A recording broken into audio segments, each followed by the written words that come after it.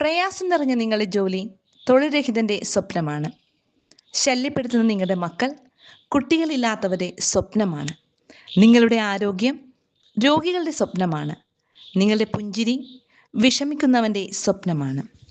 Hello കൂട്ടുകാരെ, ഞാൻ നിങ്ങളുടെ സ്വന്തം പുസ്തകപ്പുഴം. ഒരാമുഖവും വേണ്ടാത്ത ഇന്നത്തെ തലമുറയെ മനസ്സിലാക്കുന്ന, ഇന്നത്തെ തലമുറ മനസ്സിലേറ്റുന്ന എഴുത്തുകാരൻ ജോസഫ് അന്നക്കുട്ടി ജോസ്.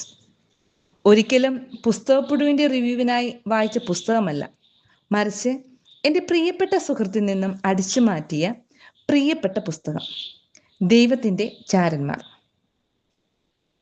അധ്യാപക ദമ്പതിമാരുടെ മകനായി 1988 ജനനം.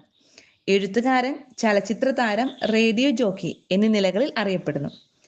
ബറീഡ് തോട്ട്സ്, ദൈവത്തിൻ്റെ ചാരന്മാർ എന്നീ കൃതികൾ ബെസ്റ്റ് സെല്ലർ പട്ടികയിൽ ഇടം നേടിയ കൃതികളാണ്.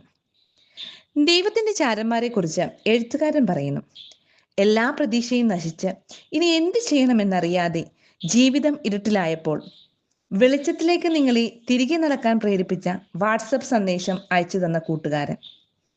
എൻ്റെ ജീവിതത്തിലും ഇതേപോലെ ഒരുപാട് ആളുകൾ വന്നു. അങ്ങനെ വന്നവരെ, എന്നെ തൊട്ടവരെ, എന്നെ കുറെ കൂടി നല്ലൊരു മനുഷ്യനാക്കാൻ പ്രേരിപ്പിച്ചവരെ ഞാൻ വിളിക്കുന്ന പേരാണ് ദൈവത്തിൻ്റെ ചാരന്മാർ.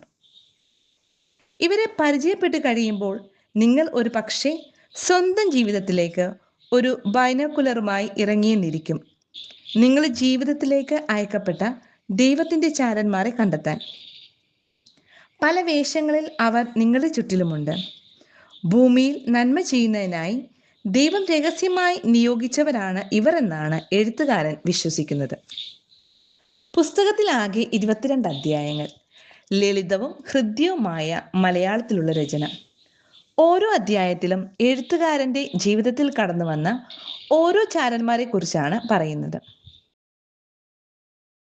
ഒരു കുമ്പസാരക്കൂടിനുള്ളിൽ കുറ്റബോധത്താൽ നീറിപ്പുകഞ്ഞു നിൽക്കുന്ന ഒരു ചെറുപ്പക്കാരൻ.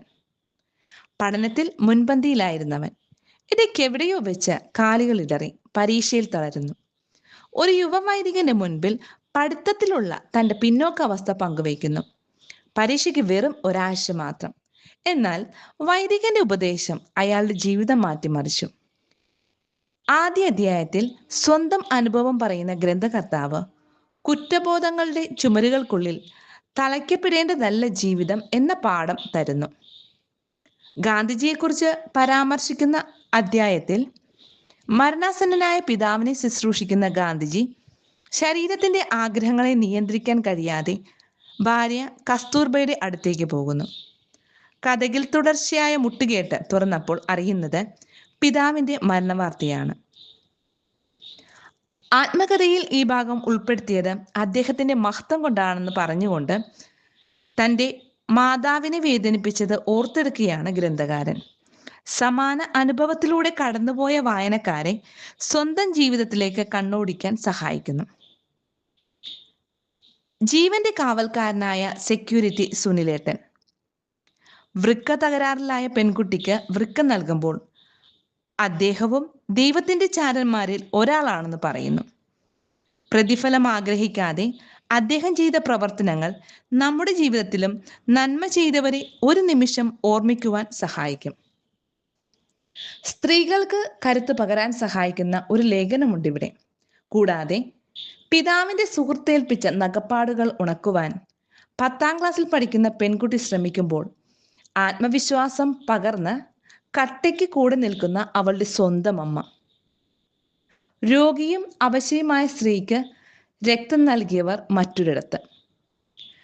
ജീവിതത്തെ ഉയർന്ന നിലയിൽ കാണണമെന്ന സന്ദേശം നൽകിക്കൊണ്ട് പെപ്സിയുടെയും ഫെയർ ആൻഡ് ലവ്ലിയുടെയും പരസ്യങ്ങളിൽ നിന്ന് പിന്മാറിയ വിരാട് കോഹ്ലി. സ്ത്രീകളെ താഴ്ത്തിക്കെട്ടാൻ ഇടയാക്കുന്ന പരസ്യങ്ങളിൽ നിന്ന് പിന്മാറിയ പൃഥ്വിരാജ്. ഇവരെയൊക്കെ വരച്ചു കാട്ടുകയാണ് എഴുത്തുകാരൻ. സ്നേഹത്തിന്റെ പേരിൽ മുറിവേറ്റ പെൺകുട്ടിയുടെ കഥ ഈ പുസ്തകത്തിലുണ്ട്. പഴയ ജീവിതത്തിലേക്ക് പോയി എല്ലാം വീണ്ടും തുടങ്ങാൻ നമുക്കാവില്ലല്ലോ. എന്നാൽ നന്നായി തുടങ്ങിയാൽ ഏറ്റവും നല്ല രീതിയിൽ ജീവിതം അവസാനിപ്പിക്കാം എന്ന ഉപദേശം അനേകർക്ക് ആത്മവിശ്വാസം പകരുന്നു. മക്കൾക്ക് നൽകാൻ പറ്റുന്ന ഏറ്റവും നല്ല സമ്മാനം എന്താണ്? എന്തും തുറന്നു പറയാനുള്ള സ്വാതന്ത്ര്യം വീടിനുള്ളിൽ ഉണ്ടെന്ന ഉറപ്പ്. മാതാപിതാക്കൾ മക്കളുടെ തണൽമരങ്ങളാണ്. അങ്ങനെയാവണം. നിങ്ങളുടെ സ്വപ്നങ്ങളിലേക്ക് മക്കളെ വലിച്ചിഴയ്ക്കുമ്പോൾ ചവിട്ടി അരയപ്പെടുന്ന അവരുടെ വലിയ സ്വപ്നങ്ങളെ കാണാതെ പോകരുത്. എത്ര പേരുടെ കരുണയുടെയും സ്നേഹത്തിൻ്റെയും ആകെ തുകയാണ് ഈ ജീവിതം. സ്നേഹത്തിന് വേണ്ടി വിശക്കുന്ന ആരൊക്കെയോ നമുക്ക് സമീപമുണ്ടെന്ന് നാം ഒരിക്കലും കാണാതെ പോകരുത്. ഏറ്റവും മനോഹരമായ മറ്റൊരു ചിന്തയുണ്ട്.